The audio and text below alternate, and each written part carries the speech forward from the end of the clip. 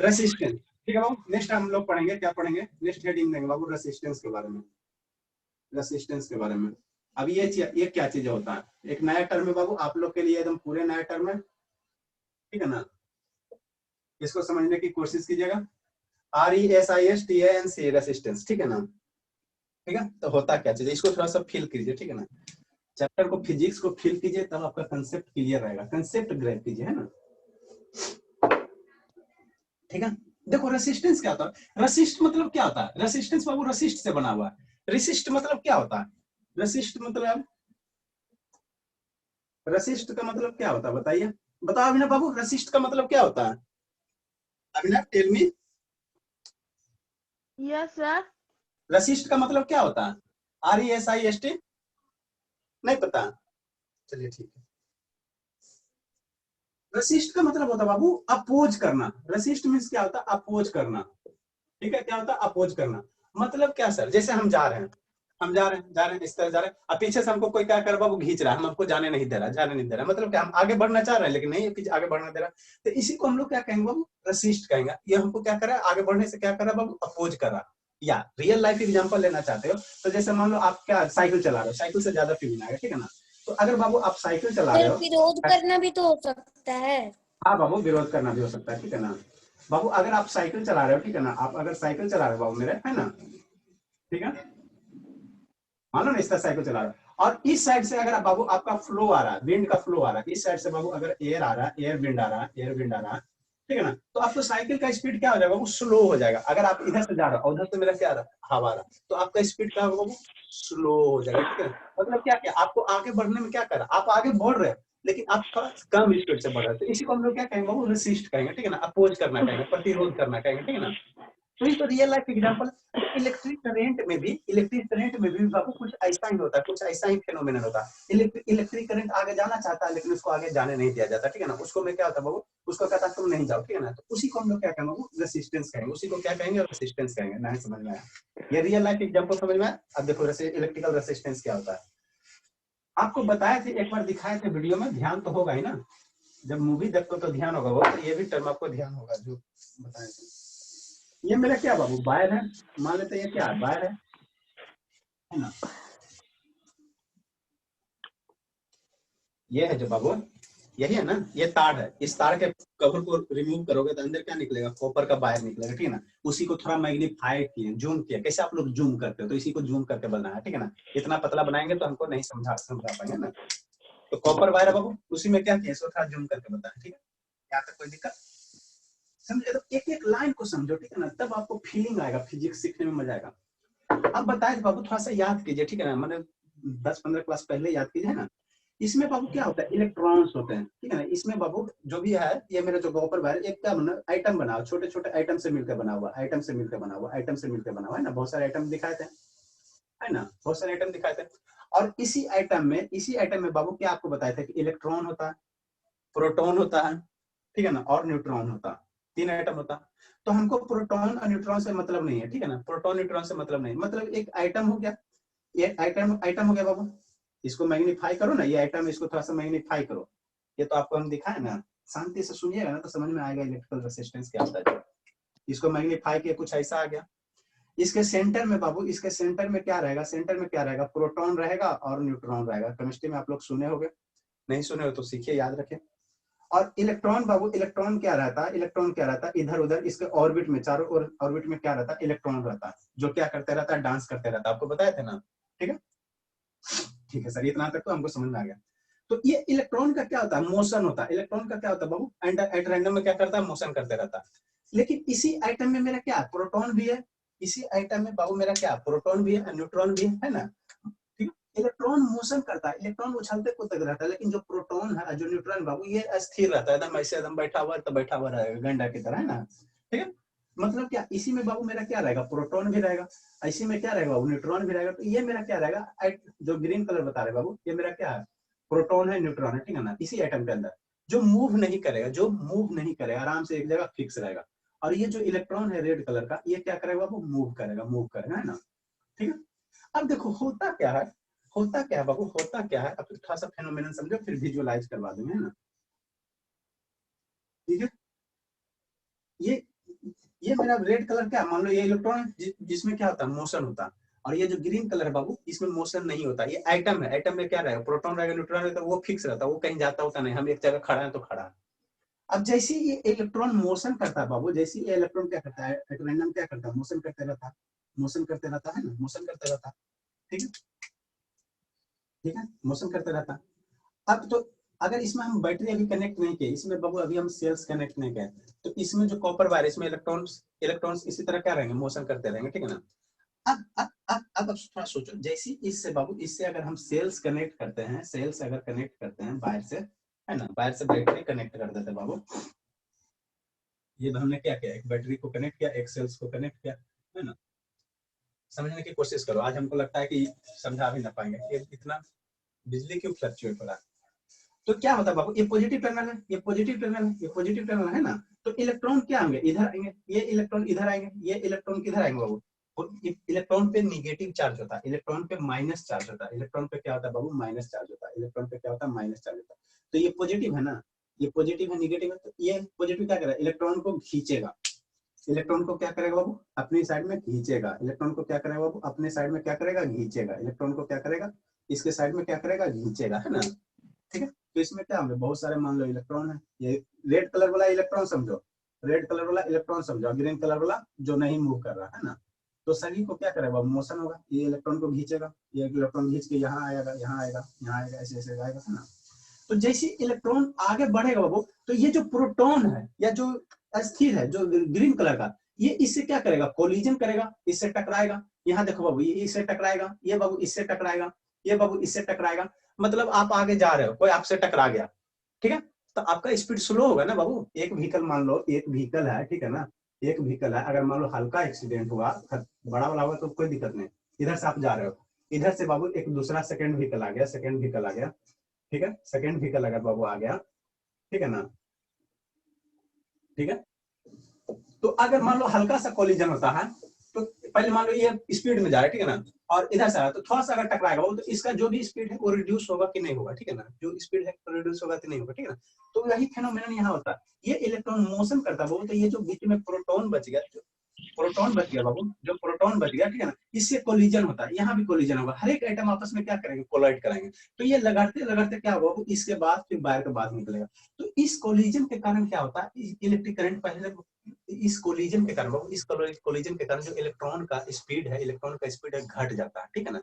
तो इलेक्ट्रॉन का स्पीड क्या होता है, घट जाता है, ठीक है ना। जब इलेक्ट्रॉन का स्पीड घट जाएगा तो उसी को हम लोग क्या करते हैं, जब इलेक्ट्रॉन इससे बाहर निकलेगा तो इलेक्ट्रिक करंट है क्या, फ्लो ऑफ इलेक्ट्रॉन से बाबू।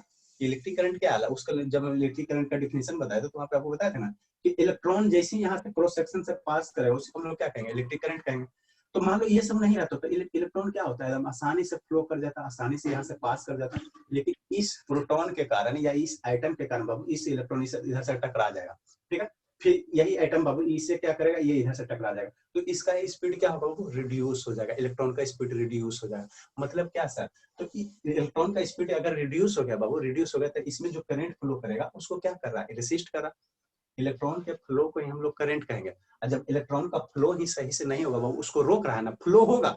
जैसे आपको अभी हम बताया ना, आप धीरे धीरे जा रहे हो, जा रहे हो, अब पीछे से आपको खींच रहा है, लेकिन आपकी जाने की स्पीड थोड़ा सा ज्यादा है, तो आप आगे क्या करोगे, बढ़ोगे, लेकिन उतना स्पीड से नहीं बढ़ोगे, है ना, उतना स्पीड से नहीं बढ़ोगे। तो वैसा ही फेनोमेनन यहाँ होता है, इलेक्ट्रॉन तो फ्लो करता है, लेकिन इस कोलिजन के कारण क्या करता है, इलेक्ट्रॉन थोड़ा कम स्पीड से फ्लो करता है। अब इसी कोलिजन को हम लोग क्या कहेंगे, उसी को हम लोग क्या कहें, रेसिस्टेंस का, इसको रेसिस्ट कर रहा है ना, अपोज कर रहा है ना, इलेक्ट्रॉन को फ्लो को क्या कर रहा है, अपोज कर रहा है, ठीक है ना। तो वही जो अपोज करने की टेंडेंसी है उसी को हम लोग क्या कहते हैं, रेसिस्टेंस कहते हैं। तो किसका रेसिस्टेंस कहेंगे, इलेक्ट्रिक करंट फ्लो है ना, तो इसको हम लोग क्या कहेंगे, इलेक्ट्रिकल रेसिस्टेंस कहेंगे, ठीक है ना। सभी को समझ में आया, नहीं आया तो बोलो, हम एक बार और समझाएंगे, तो फिर इसी को हम लिटरेचर में डिफाइन करेंगे, ठीक है ना। ये आपको समझा देंगे, ठीक है ना, कि क्या होता है इलेक्ट्रिकल रेसिस्टेंस। अब इसको थोड़ा सा हम क्या करेंगे, वो डिफाइन कर लेंगे, ताकि ये तो समझा दे तो समझ में आ गया, ठीक है। बोलो बाबू सर, थोड़ा सा एक बार समझा दीजिए। बाबू देखो, हम धीरे धीरे जा रहे हैं, ठीक है, आप स्पीड में जा रहे हो, आपको पीछे कोई खींच रहा है, तो आपको अगर जो खींच रहा है बाबू उसमें कम शक्ति है और आप में जाने की शक्ति ज्यादा, तो आप आगे बढ़ोगे, लेकिन पहले के रिस्पेक्ट में क्या थोड़ा सा कम तेजी से आगे बढ़ोगे, है ना, ठीक है ना। पहले मान लो दौड़ के जा रहे हो तो आपसे कोई पीछे खींचेगा तो आप थोड़ा कम दौड़ के आगे बढ़ोगे। तो कुछ वैसा फेनोमेनन भी मेटल में होता है, जो मेरा कॉपर वायर, ये मेरा क्या बाबू, कॉपर वायर, तो कुछ ऐसा फेनोमेनन ही मेटल में होता है। जो कॉपर वायर बाबू उसमें क्या रहता है, उसमें क्या रहता है, आइटम रहता, ठीक है ना, आइटम रहता। अब आइटम के अंदर ही हम लास्ट क्लास में स्टार्टिंग में करंट बताया था, वहां पे इमेज दिखा के बताया था, ठीक है ना। आइटम के अंदर ही बाबू इलेक्ट्रॉन प्रोटॉन रहता है, ठीक है ना। तो इलेक्ट्रॉन के मूवमेंट को ही बाबू हम लोग इलेक्ट्रिक करंट कहेंगे, ठीक है ना। तो मान लो अगर ये सब नहीं रहता, ये सब आइटम नहीं रहता, ये सब प्रोटॉन न्यूट्रॉन नहीं रहता, ये ब्लैक ये ग्रीन कलर वाला नहीं रहता सर, तो ये जो भी रेड कलर है, रेड कलर मेरा क्या बाबू इलेक्ट्रॉन है, ये रेड कलर क्या बाबू इलेक्ट्रॉन है। तो करंट क्या होता है, इलेक्ट्रिक करंट क्या होता है, फ्लो ऑफ इलेक्ट्रॉन। इलेक्ट्रॉन के फ्लो के कारण ही मेरा क्या होता है, इलेक्ट्रिक करंट फ्लो होता है, इलेक्ट्रिक करंट बनता है, ठीक है ना। तो मान लो अब अगर ये ग्रीन वाला नहीं रहता तो ये इलेक्ट्रॉन स्मूथली क्या कर जाता है, यहाँ से मूव कर जाता है, यहाँ से मूव कर जाता है, मेरा इलेक्ट्रिक करंट क्या होता है, फ्लो हो जाता। लेकिन ये आइटम का प्रॉपर्टी है बाबू, आइटम का प्रॉपर्टी है। कैसे आप लोग बहुत सारे स्टूडेंट का प्रॉपर्टी हम नहीं पढ़ेंगे, उसका क्या प्रॉपर्टी है, बहुत सारे स्टूडेंट का प्रॉपर्टी हम 720 में उठेंगे तो वो उस स्टूडेंट का क्या बाबू गुण है ना, प्रॉपर्टी। तो वो आइटम की प्रॉपर्टी है बाबू कि इसमें इलेक्ट्रॉन भी रहता है, प्रोटॉन भी रहता है, न्यूट्रॉन भी रहता है, ठीक है ना। तो जैसे ही ये इलेक्ट्रॉन आगे बढ़ा तो आगे प्रोटॉन से टक्कर हो गया, ये आगे बढ़ा तो ये क्या गया, टक्कर हो गया। फिर तो जैसे ये टकराते हुए फिर क्या इससे टक्कर होगा तो फिर इस डायरेक्शन में बढ़ेगा, यही इलेक्ट्रॉन फिर मैंने मैंने क्या करेगा, कोलिजन करते करते आगे बढ़ेगा, ठीक है ना, टक्कर करते करते, जैसे ना आप आगे बढ़े तो पीछे खींच रहा है, फिर भी आप आगे बढ़ रहे हो कि नहीं बढ़ रहे हो, ठीक है ना। तो उसी प्रकार से ये इलेक्ट्रॉन ये टक्कर करते करते क्या होगा, आगे बढ़ेगा। तो इस कोलिजन के कारण, टक्कर मींस क्या, कोलिजन के कारण क्या होता है, इसका जो पहले एक्चुअल स्पीड था वो स्पीड क्या होगा, वो घट जाएगा। मतलब क्या, इसके इलेक्ट्रॉन के फ्लो को क्या कर रहा है, रेसिस्ट कर रहा है, इसके इलेक्ट्रॉन के फ्लो को क्या कर रहा है, रोक रहा है। तो उसी जब इलेक्ट्रॉन के फ्लो को रोकता है बाबू, उसी को हम लोग क्या कहते हैं, इलेक्ट्रिकल रेसिस्टेंस कहते हैं, ठीक है ना, इलेक्ट्रिकल रेसिस्टेंस कहते हैं। तो इलेक्ट्रिकल रेसिस्टेंस ये कहाँ होता है, वायर के अंदर होता है, जो कॉपर वायर या एल्यूमिनियम वायर होता है ना, उसी के अंदर होता है। वो प्रॉपर्टी है, होगा ही होगा, ठीक है ना, ये कभी समाप्त नहीं होगा, ठीक है ना, आइटम में ये टक्कर होगा ही होगा, ठीक है ना। तो इसी के कारण बाबू क्या होगा, मेरा इसी कोलिजन के कारण मेरा क्या होगा, इसका स्पीड घट जाएगा, और उसी स्पीड के घटने के कारण बाबू जो इलेक्ट्रिक करंट फ्लो होता है वो पहले से कम अमाउंट में फ्लो होगा, ठीक है ना। तो इसको अपोज किया ना, इलेक्ट्रॉन के फ्लो को अपोज किया, उसको क्या किया, रेसिस्ट किया। जो रेसिस्ट किया वो तो उसी के कारण इसका नाम क्या रखा, इलेक्ट्रिकल रेसिस्टेंस नाम रखा गया, ठीक है ना। समझ में आई तो अच्छी बात है नहीं तो अब देख लीजिएगा। अब इसको हमको डिफाइन करना है, इसको डिफाइन करना है ना, दिखाना है, ठीक है, इसको दिखाना। एक लाइन लिखा था, फिर इसको हम लोग नेक्स्ट क्लास में डिस्कस करेंगे, है ना। तो अगर इलेक्ट्रिकल रेसिस्टेंस को डिफाइन करना रहेगा तो डिफाइन करना है, लिखेंगे इट इज, ठीक है, कैसे डिफाइन करेंगे, इट इज दैट प्रॉपर्टी, क्या है property, it is that property. Sir आपका आवाज कट कट के कट कट के जा सर रहा है, आपका आवाज है। ठीक है, चलिए बाबू देखिए, it is resistance of, it is that property of a conductor. Copper wire क्या बाबू कंडक्टर है ना, तो it is that property of a conductor, of a conductor Babu by virtue, is that property of a conductor by virtue, virtue means क्या बाबू, गुण होता है, ठीक है ना, by virtue of which, clear दिख रहा है ना, क्लियर तो दिख रहा है, ऑफ व्हिच इट अपोजेज, क्या बाबू, इट अपोजेज, अपोजेज, या इसी को क्या कहेंगे बाबू, इसी को हम लोग क्या कहेंगे बाबू मेरे, इट अपोजेज या रेसिस्ट कहेंगे, अपोजेज कहें चाहे रेसिस्ट कहिए, ठीक है, इट अपोजेज या रेसिस्ट कहिए, है ना। द फ्लो ऑफ करंट, इसको the flow of current, the flow of current, flow of current Babu through through it, मतलब क्या बाबू, कंडक्टर का वह property, conductor Babu it is that property of conductor, ठीक है ना, कंडक्टर का वह प्रॉपर्टी जो इलेक्ट्रॉन को बाबू, ठीक है ना, ठीक है, जो करंट को, ठीक है ना, जो क्या करता है बाबू, करंट के फ्लो को क्या करता है, अपोज करता है। तो करंट मींस क्या होता है बाबू, इलेक्ट्रॉन के फ्लो को ही हम लोग करंट कहते हैं, ठीक है ना। Virtue of which it opposes या रेसिस्ट द क्या, flow of current through it, मतलब कंडक्टर के अंदर जो करंट फ्लो होता है बाबू उसको जो अपोज करता है, ठीक है ना, उसको जो रोकता, उसी जो रोकता है बाबू उसी का नाम क्या रखा गया बाबू, रेसिस्टेंस रखा गया, थ्रू इट, ठीक है, is called Babu, is called, ठीक है, इज कॉल्ड,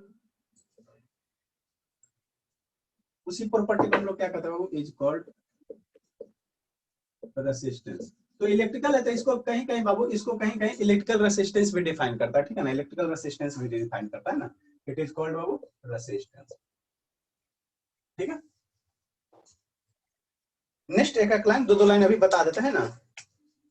देखो बाबू, जैसे आप मार्केट जाते, बार बार बोल रहे हैं ना, आप मार्केट जाते तो बोलते हो कि हमको शुगर दीजिए, तो शुगर दीजिएगा तो मार्केट में जाके खाली शुगर बोलोगे तो थोड़ी देगा, ठीक है।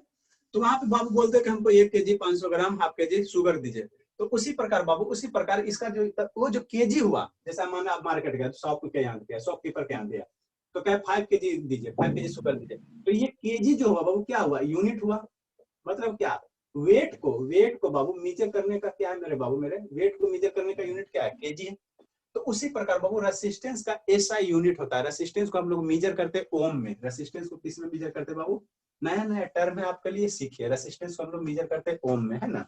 तो आगे एक लाइन लिखना चाहें बाबू, ठीक है ना। यूनिट क्या होता है, किसी भी चीज को मीजर करता है ना, ठीक है। तो रेसिस्टेंस को हम लोग मीजर, जैसे करंट है ना, तो करंट मेरा कितना एम्पियर का फ्लो करेगा, तो करंट मेरा मान लो 5 एम्पियर का, ठीक है ना। आप प्लग लगाओगे बाबू तो वहां पे लिखा हुआ रहेगा 4 एम्पियर 5 एम्पियर, ठीक है ना, मतलब इतना एम्पियर तक के इस करंट को फ्लो करवा सकता है ना, ठीक है। तो रेसिस्टेंस को हम लोग कैसे मेजर करेंगे बाबू, रेसिस्टेंस। सर हाँ बाबू, सिलिकॉन को क्या चीज से रिप्रेजेंट करते हैं? सिलिकॉन को SI से रिप्रेजेंट करते हैं, 14 होता है एटॉमिक नंबर, कितना आएगा होता है? केमिस्ट्री 14 होता है, आएगा आएगा आएगा बाबू आएगा, ठीक है ना। केमिस्ट्री पढ़ाएंगे ना तो आएगा, पीरियोडिक टेबल आपको बताएंगे। Resistance is Babu measured, resistance को हम लोग किस में मापते हैं, जैसे शुगर जाते हो या मिल्क जाते हो तो वहां क्या कहते हो कि 1 लीटर मिल्क दीजिए, है ना, 2 लीटर मिल्क दीजिए। तो उसी प्रकार बाबू रेसिस्टेंस इज मेजर इन, ठीक है ना, थोड़ा सा याद रखेगा, ओम, ओम, OHM, ओम, है ना, ठीक है, ओम में मेजर करते हैं। तो इसका सिंबल क्या होता है बाबू, ओम का सिंबल क्या होता है, जैसे केजी को हम लोग केजी लिखते हैं ना, केजी लिखते हैं ना, उसी तरह इसका जो सिंबल होता है, इसका जो सिंबल होता है बाबू, कहाँ लिखे, नीचे लिखते हैं। सिंबल को हम लोग कैसे रिप्रेजेंट करते हैं, वो सिंबल ऑफ ओम, ओम का जो सिंबल होता है बाबू, ये सब लाइन बाय कंसेप्ट है, ठीक है ना, हायर क्लासेस में ये सब यूज होगा। इसीलिए हम इसको क्या हर एक को देखो पॉइंट बाय पॉइंट लाइनिंग करके लिखाते हैं, ठीक है ना। थ्योरी टाइप ले, ये ऐसे टाइप नहीं लिखा देते, हाँ जी सबको एक में लिख लो, ये लाइन बाय लाइन लिखा देता है कि आपको याद करने में अच्छा हो, समझने में अच्छा हो, ठीक है। तो सिंबल ऑफ जो ओम हो रहा है ऐसे रिप्रेजेंट करते हैं, इसका जो सिंबल होता है, ठीक है, इसे इस तरह से, जो बल्ब का सिंबल है ना बाबू, कुछ वैसा ही होता है, जो बल्ब का सिंबल है वैसा ही होता है। ये हो गया आपका ओम, ऐसा कहीं भी लिखा हो रहा है मतलब वो क्या है बाबू, ओम है, ओम है ना। कैसे कहीं ए लिखा हुआ है हम लोग क्या कहेंगे कि एम्पेयर है, एम्पेयर, उसी तरह ये लिखा रहेगा तो इसको हम लोग क्या पढ़ेंगे, ओम पढ़ेंगे, ठीक, ठीक है। इसको क्या पढ़ेंगे बाबू मेरे, ओम पढ़ेंगे ना। मीटर का हो या ये ऐसा यूनिट का हो, दोनों क्या है, सेम ही है ना, ठीक है। तो ओम्स लॉ से बाबू एक आगे आता है, ये ओम है ना, तो इसी में एक ओम्स लॉ से आता है, किसी भी कंडक्टर का रेजिस्टेंस जो होता है, ठीक है। तो आगे हम लोग क्या लिखेंगे बाबू, from Ohm's law, Ohm's law बाबू, ठीक है। ओम्स लॉ, एक ओम्स क्या था, साइंटिस्ट था, ठीक है ना, उसने एक रिलेशन दिया, क्या रिलेशन दिया सर, क्या रिलेशन दिया, V बराबर IR, V बराबर क्या दिया बाबू, IR का रिलेशन दिया। V मेरा जहाँ क्या है, वोल्टेज है, I मेरा क्या चीज को रिप्रेजेंट करता है, करंट को रिप्रेजेंट करता है, और मेरा रेसिस्टेंस को रिप्रेजेंट करता है, ठीक है। तो इसको पहले हम लोग आर नहीं ना आपको बताएं, ठीक है ना, तो इसको थोड़ा रहने दीजिए अभी, इसको सेकंड लाइन में लिख रहे हैं बाबू, आर हम आपको नहीं अभी बताएं, आर के बारे में बताते हैं। ये क्या हो गया, रेसिस्टेंस को हम लोग किससे मेजर करते हैं, ओम से, और जैसे हम लोग करंट को एम्पियर से रिप्रेजेंट करते हैं ना बाबू, इसी तरह से बाबू रेसिस्टेंस इज रिप्रेजेंटेड बाय, एक लाइन और लेके आ गए, रेसिस्टेंस इज रिप्रेजेंटेड बाय, एक एक लाइन बताते हैं ना, नहीं बताएंगे तो फिर आप लोग कहिए सर नहीं बताएं। Resistance is represented by Babu capital R, जो रेसिस्टेंस का कैपिटल आर है उससे हम लोग क्या करेंगे, रिप्रेजेंट करेंगे। मतलब क्या सर, कहीं भी कैपिटल आर लिखा हुआ इसका मतलब आपको क्या समझना, ये रेसिस्टेंस है। कहीं भी कैपिटल ए लिखा हुआ इसका मतलब क्या समझना, ये करंट को रिप्रेजेंट करता है। कहीं भी V लिखा हुआ है, कैपिटल V मतलब ये क्या है, वोल्टेज। सर आवाज धीरे धीरे आ रहा है। धीरे धीरे जा रहा है, अब आ रहा है सर, पहले धीरे धीरे आ रहा था। चलिए देखो, ए कहीं मतलब क्या एम्पियर है, कहीं भी है बाबू मतलब क्या वोल्टेज है, ठीक है ना। आपको कहीं आई है, आई मतलब क्या मेरा करेंट है, करंट है। उसी प्रकार बाबू कहीं आर लिखा हुआ मतलब क्या है, रेसिस्टेंस है। तो रेसिस्टेंस को हम लोग कैपिटल आर से रिप्रेजेंट करते हैं ना, कैपिटल आर से रिप्रेजेंट करते हैं, ठीक है ना। ठीक है, अब उसके बाद इसके बाद हम लोग लिखेंगे ओम्स लॉ से। इसके बाद हम लोग करेंगे बाबू फ्रॉम ओम्स लॉ।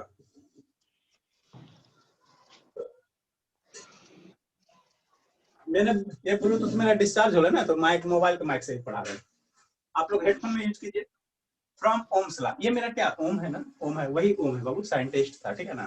तो कोई भी साइंटिस्ट है, कोई भी चीज नया खोजेगा तो क्या चाहेगा, मेरा नाम ही रोशन हो गया है ना, तो अपने नाम पे ही उसका नाम रख देता है। जैसे किरचॉफ्स लॉ हो गया, ठीक है ना, तो अपने ही नाम पे ही कोई भी चीज को रख देता है, ठीक है ना, ताकि उसका नाम जिंदगी भर याद रहे, है ना। तो ओम्स लॉ के अनुसार बाबू एक टर्म आता है V बराबर IR, ठीक है। ये फॉर्मूला याद रखना, ठीक है ना। ये ओम्स लॉ के अनुसार फॉर्मूला होता है, ठीक है। V मेरा यहाँ क्या बताता है, वोल्टेज को रिप्रेजेंट करता है। V मेरा क्या बताता है बाबू, मेरे वोल्टेज बताता है। I मेरा क्या बताता है, करंट बताता है। I मेरा क्या बताता है बाबू, करंट बताता है। और R मेरा क्या बताता है, रेसिस्टेंस बताता है ना। R मेरा क्या बताता है, रेसिस्टेंस के बारे में बताता है ना। तो ये ओम्स लॉ का बाबू फॉर्मूला, इसको याद रखेगा। अब यहीं से हम लोग क्या बाबू, रेसिस्टेंस का फॉर्मूला निकालते हैं, ठीक है ना। इसको बॉक्स में बंद कर देते हैं। V बराबर आया, याद रखेगा, ठीक है। इतना आप लोग लिखिए, फिर आगे बताते हैं। सक्षम बाबू लेट कर दिए। अच्छा राजा बाबू आ गए हैं। राजा बाबू अनम्यूट कीजिए, राजा बाबू। Yes sir. चलिए आ गए हैं। क्लास नहीं गए क्या? गए थे सर। तो बंद था? खुला था, आप भी क्या बाबू? आप आए। अब आए हो, चलो अच्छा लग रहा है क्लास साहब, दिख रहा है क्लियर? Yes sir. चलिए, तो आपके ये सब सारे फ्रेंड है, ठीक है ना। क्लास कीजिए, कोई दिक्कत नहीं, टाइम का इशू रहेगा तो चेंज करेंगे, है ना। ये सब पढ़े हो बाबू कि नहीं पढ़े हो? नहीं। नहीं पढ़े हो ना, तो खाली देखना नहीं है, लिखना भी है, ठीक है ना, लिखना भी है। तो जो भी आज का आपका क्लास छूटा है उसको यूट्यूब पे वीडियो देख लीजिएगा, हम अपलोड कर देंगे मिड डे में, आफ्टरनून में अपलोड कर देंगे, उसको देख लीजिएगा, है ना। लिखिए यस। जल्दी से, ठीक है। और सक्षम आया है कि नहीं आया? सक्षम नहीं आ रहा है, उसको देखना पड़ेगा।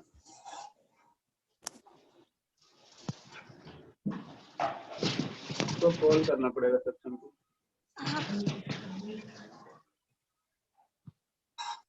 लिखिए जल्दी से, लिखिए बाबू, फिर आगे बताते हैं, है ना। सर अटेंडेंस ले लीजिए। हाँ बाबू सही बात है, अटेंडेंस लेना है ना। अटेंडेंस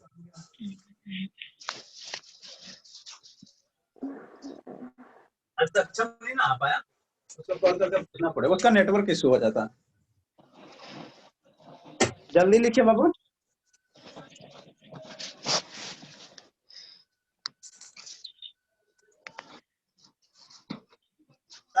क्लास कैसा लग रहा है? एकदम इंटरेस्टिंग क्लास है, सब प्रैक्टिकल करके पढ़ाते हैं, ठीक है ना। आप जहाँ भी पढ़ते हो अच्छी बात है, लेकिन यहाँ कोशिश करो ज्वाइन होने को। शिवांगी आई है, जानवी तो लापता है, नंदनी बाबू, और 4th नंबर अन्यथा बाबू, रिस्का बाबू, ऋषभ बाबू, सतीश बाबू, शिवानी, जीवन, सक्षम आज नहीं आया, पर्याप्त भी आज नहीं है, और अभिनव नहीं है, रंजना बाबू। ये देखो बाबू डेली अटेंडेंस होता है, ठीक है ना। डेली यहाँ अटेंडेंस बनता है, जो मंथ में 30 में 300 दिन रहेगा उसको प्राइज देते हैं, जो टेस्ट में टॉप करता है उसको प्राइज देते हैं।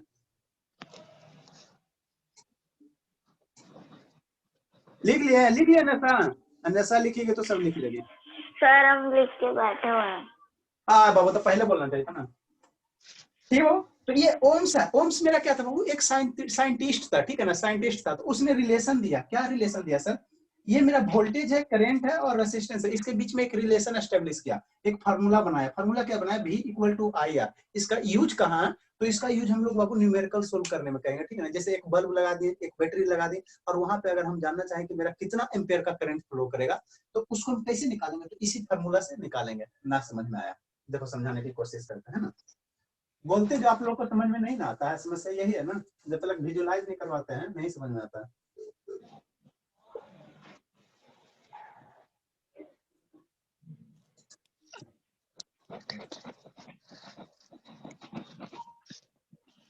तो क्लास कीजिए बाबू, ठीक है ना। 2-4 दिन आप क्लास कीजिए ना राजा बाबू, क्या दिक्कत है? थोड़ा सा उधर छोड़िए, कोई फर्क नहीं पड़ता है ना। 2-4 दिन कीजिए, अटेंड कीजिए।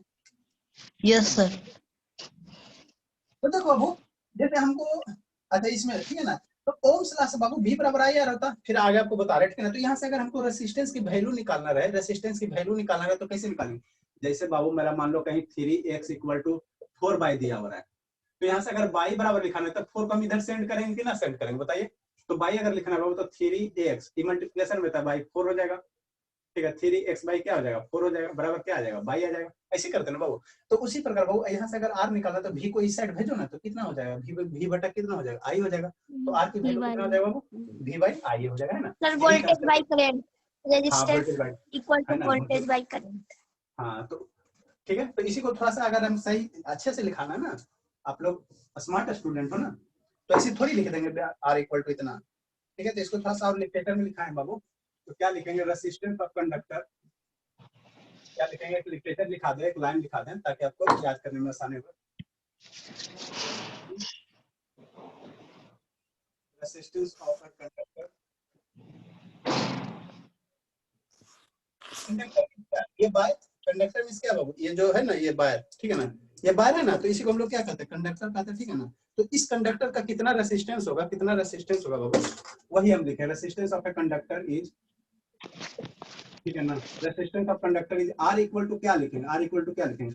यहाँ से R रहने दो, V को I को इधर सेंड करो, तो कितना हो जाएगा बाबू? V बटा I, ठीक है। तो ये मेरा क्या होगा? रेसिस्टेंस हो जाएगा, है ना। तो इसी को बाबू V मेरा क्या है? V मेरा क्या है? V मेरा क्या है? वोल्टेज है। तो इसी को हम लोग क्या लिख सकते हैं? वोल्टेज लिख सकते हैं। या इसी को बाबू कहीं कहीं क्या पोटेंशियल डिफरेंस भी कहता है। जैसे आपका कैसे दो नाम है, ठीक है ना, तो वही वही बाबू इसका भी दो नाम है। इसी को हम लोग क्या कर देते हैं बाबू? उसको डिस्कलर करके लिख देते हैं। कैसे ये किसका किसका दो नाम? अभिनव का दो नाम होगा, एक नाम और क्या बाबू? अभिनव बाबू, सोनू, गोलू, मोनू। अभिनव बाबू आपका दो नाम है ना?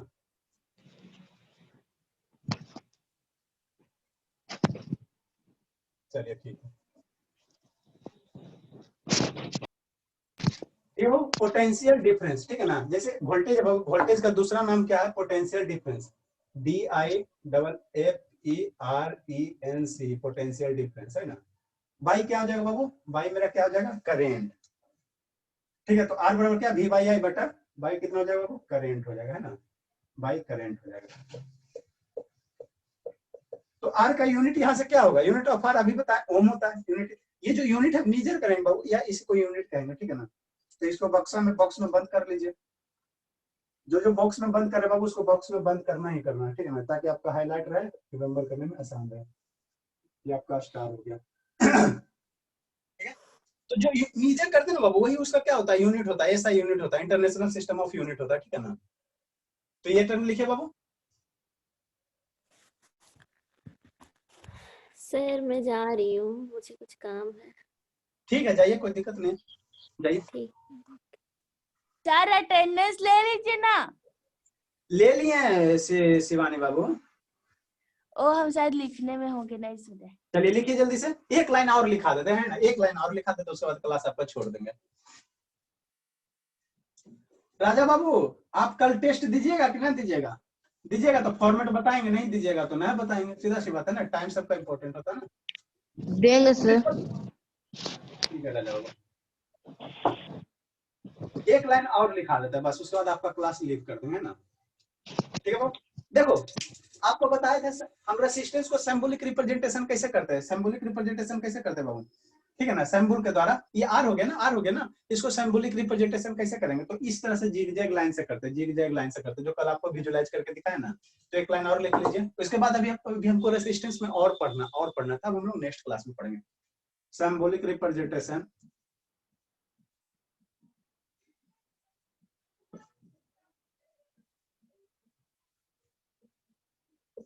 Symbolic representation of resistance. Symbol के द्वारा कैसे रिप्रेजेंट करेंगे बाबू? सिंबॉलिक रिप्रेजेंटेशन ऑफ रेसिस्टेंस, ये सब टर्म सीखना है आपको।